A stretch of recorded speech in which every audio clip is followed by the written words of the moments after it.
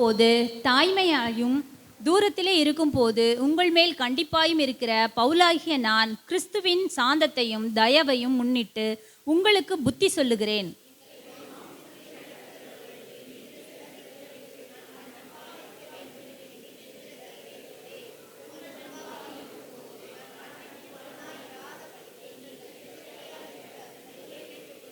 நாங்கள் மாம்சத்தில் நடக்கிறவர்களாயிருந்தும் மாம்சத்தின்படி போர் செய்கிறவர்கள் அல்ல.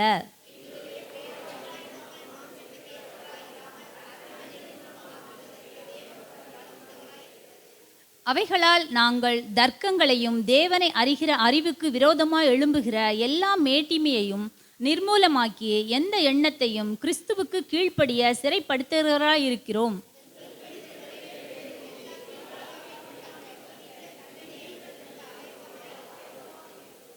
வெளி தோற்றத்தின்படி பார்க்கிறீர்களா? ஒருவன் தன்னை கிறிஸ்துவுக்கு உரியவன் என்று நம்பினால் தான் கிறிஸ்துவுக்கு உரியவனாய் இருக்கிறது போல நாங்களும் கிறிஸ்துவுக்கு உரியவர்கள் என்று அவன் தன்னிலே தானே சிந்திக்க கடவன்.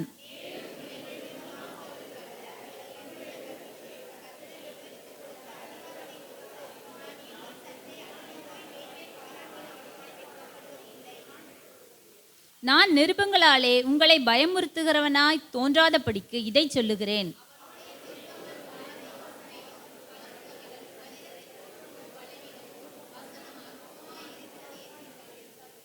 அப்படி சொல்லுகிறவன் நாங்கள் தூரத்தில் இருக்கும் போது எழுதுகிற நிருபங்களால் வசனத்தில் எப்படிப்பட்டவர்களாய் இருக்கிறோமோ அப்படிப்பட்டவர்களாகவே சமீபத்தில் இருக்கும் போதும் கிரியையிலும் இருப்போம் என்று சிந்திக்க கடவன்.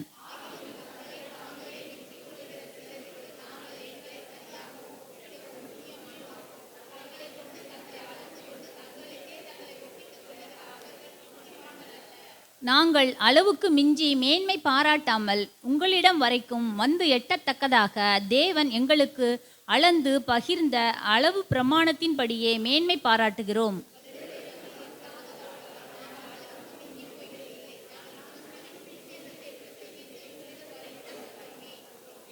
எங்கள் அளவை கடந்து மற்றவர்களுடைய வேலைக்குட்பட்டு மேன்மை பாராட்ட மாட்டோம்.